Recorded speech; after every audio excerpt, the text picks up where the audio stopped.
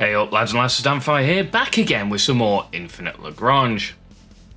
Now I got a request to do the Taurus again because of the AA changes, and also it's a good time to do it because last time I couldn't actually view the assault and defensive because the ability that if you have them you couldn't build them, but now I can actually look at the mods properly on them, and we can talk a bit more in depth. Obviously, as well, we have the AA changes, and that has changed up a little bit what you can do with the Taurus, because I think it got an extra slot on its main weapon system, and there was some other things in there that like buffed the aircraft hit rates and that kind of thing. So, without further ado, we'll just jump straight into it and yeah, take a look at the Taurus, and I'll go through the base version pretty quickly, and then we'll spend a bit more time with the assault and defensive.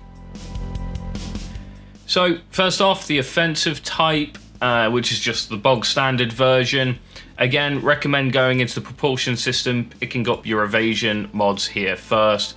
Your cruising speed can come back later on. Going into the armor system, I'm going HP here, and then the physical resistances. Actually ran out of CP here, TP even, sorry, which is a bit odd because I used to have this max, so you can see that they've added quite a few like extra slots on that weapon system, which we'll get into in a bit. The reason for the physical resistance coming last is because it doesn't get high enough that the healing benefit really is that good, so I still recommend on sort of ships with the lower armor categories to go HP over the armor, and that affects all ships of that sort of category. So, you know, Winged Hussars, Eris's. There are obviously exceptions to that. The defensive type is a little bit of an exception to that. Armored Eris, another one, so on and so forth. After that, you can choose going into the energy system or the Oxorn system. It doesn't really matter too much here because you're going to be picking up the cooldown probably. Although I'd still recommend maybe coming in and picking up the hit rates against frigates, destroyers first. Yes, this weapon does do well now against fighters and corvettes, so I do pick up the fighter and corvette hit rate as well. And then picking up all the cooldowns I can, so you got 2 in the weapon system, 1 on the energy system, and that's just going to give you decent damage all around on both the anti-aircraft system and the weapon system. After that, well, you got your 2 damage mods on your main weapon system and your extra damage mod on the energy system, and that will leave you 1 slot left. You can only pick up 1 strategy, so you're going to have to really pick and choose between, well, prioritizing firepower. Prioritize firepower, reduces the primary weapon's cooldown by 80%, turns off other weapon systems every 19 seconds for 15 seconds. This gives you a nice little burst damage, however, I just can't recommend this one, to be honest with you. You then have the option to take the increased hit rate of system pulse anti-aircraft weapon systems by 20% for 60 seconds after the battle starts.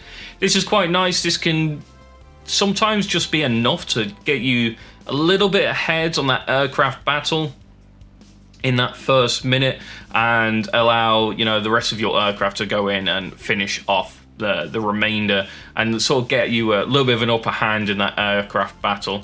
It's probably what I am going to go for personally. You also have the increases lock-on efficiency of the system anti-aircraft weapons by 3%.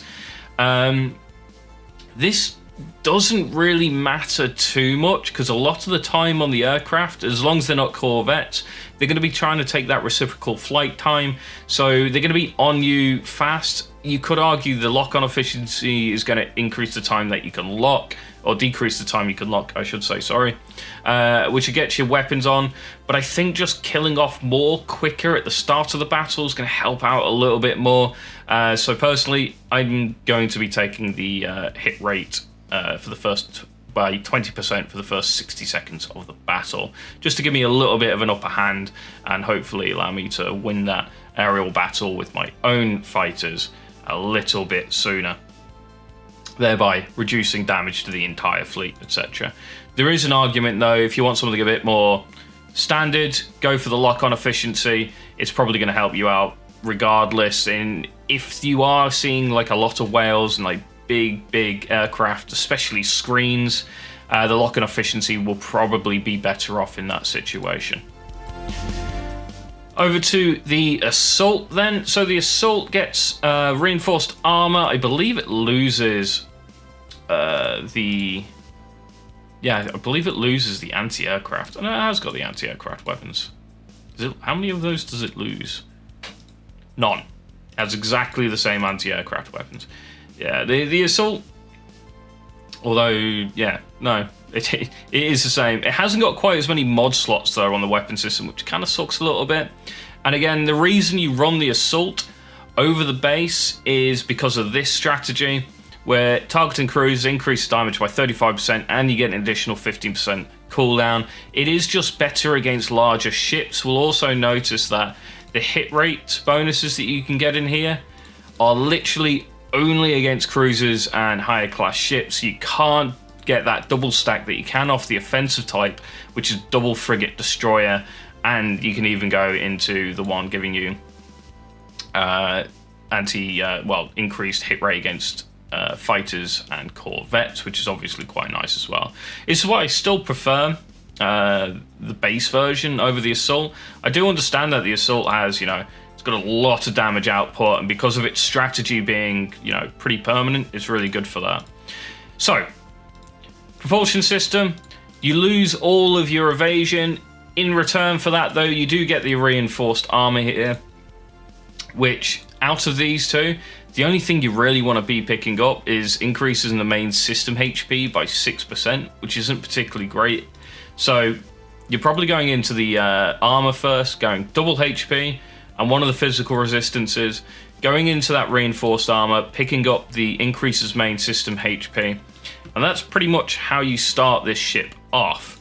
After that, coming into the main weapon system, I recommend here double cooldown. This is one of those ones with a hit rate I don't believe is going to matter too much, because you generally want to try and target large ships, battleships, carriers, battlecruisers, cruisers, and their dodge rate's not particularly good, with the exception of a select few like the Io or the Connemara, which have reasonable evasion, but you genuinely don't see them too often on the front. If you do start seeing them, potentially think about picking up the hit rate here. Otherwise, ignore it, go double cooldown, double damage, and probably picking up the energy damage strategy. There's your 5, I believe you've only got like 5 slots here. Oh, you got 6. I guess you've got room for the hit rate regardless then, because lock-on efficiency is not going to help massively on this one. You have got 35% cooldown reduction and the 25 damage per hit. We've got slightly lower damage per hit.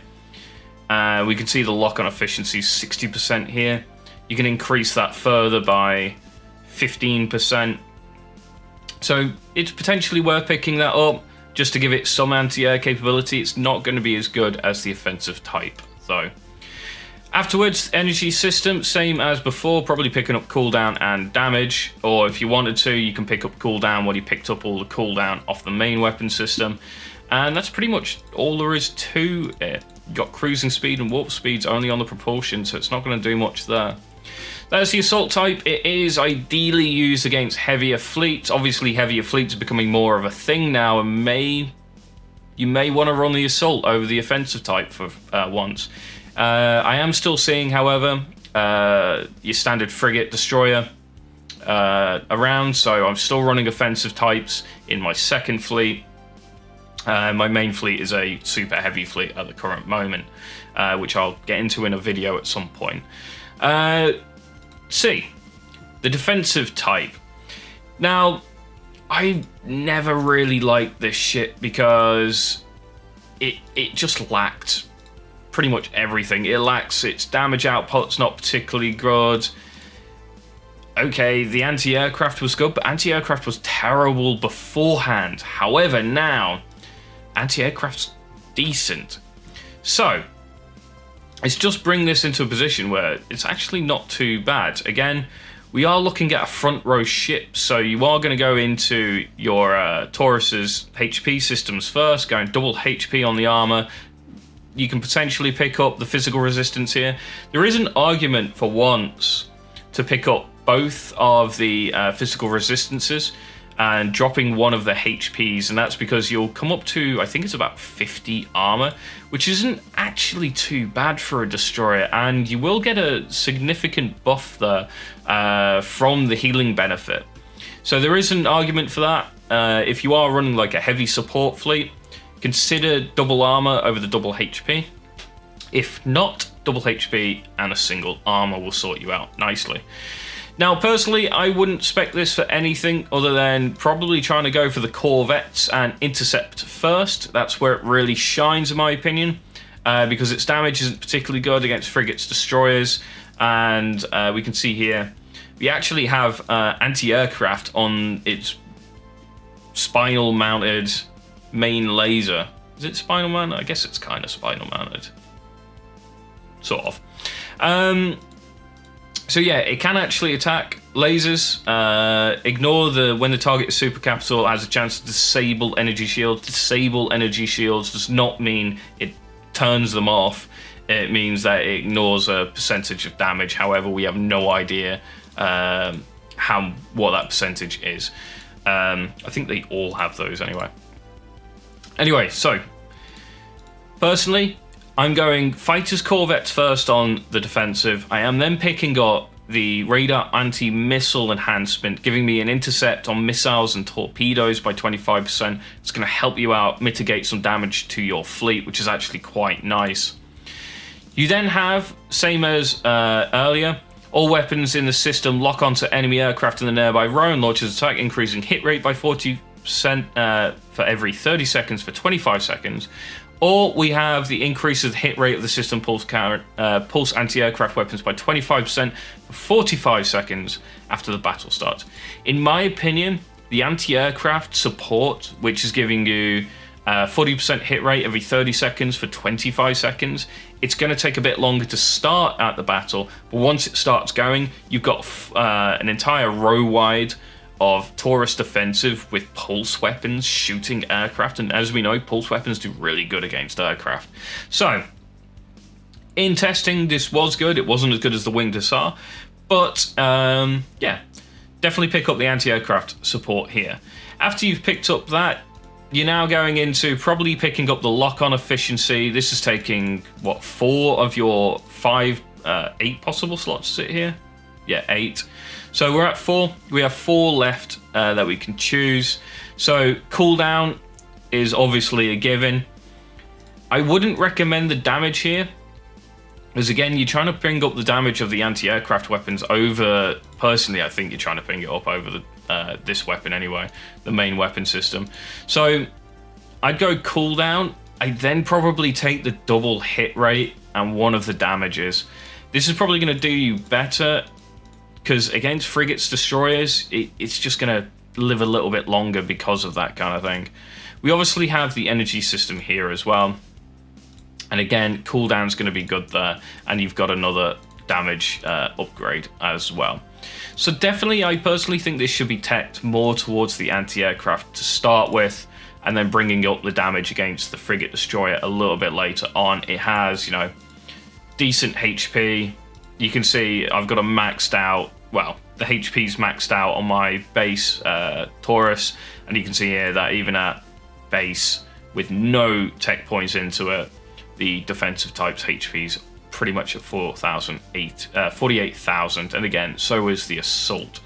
So yeah, defensive Taurus if you want a bit more AA damage, assault type if you want more anti-super and anti-cruiser. Offensive is a more generalist, does a bit of both, but more frigate destroyer and a little bit of anti-aircraft, and that's how they sort of play out. So that is the sort of updated version of the Taurus guide with the AA. Basically anything I talked about where it's anti-aircraft. If it is specifically designed for anti-aircraft, a bit like the defensive Taurus, and you have things like increasing the efficiency of lock-on, that's where I'd personally be trying to take it, obviously. And then anything that gives you row-wide anti-screening on any destroyers, just going to be really, really nice. Ruby's got it. as an example. Well, Ruby Iron has it anyway. So, thank you guys for watching. Don't forget to like, comment, and subscribe.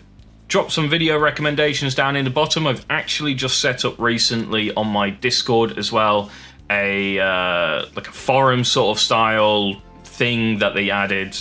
I'm just using the features they've given me, okay? But you can go in there, create a new post of videos that you'd like to see on the channel, and then I can actually have like a list of things, because trying to go through all of the comments I get and pick ones and then remember which ones I have done and haven't done is getting a little bit awkward. Well, difficult, because my memory is terrible.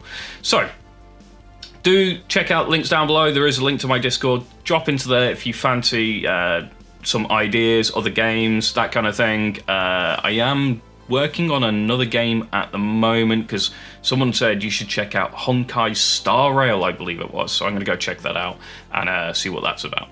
Anyway, thank you guys for watching. Don't forget to like, comment, and subscribe, and I'll catch you next time.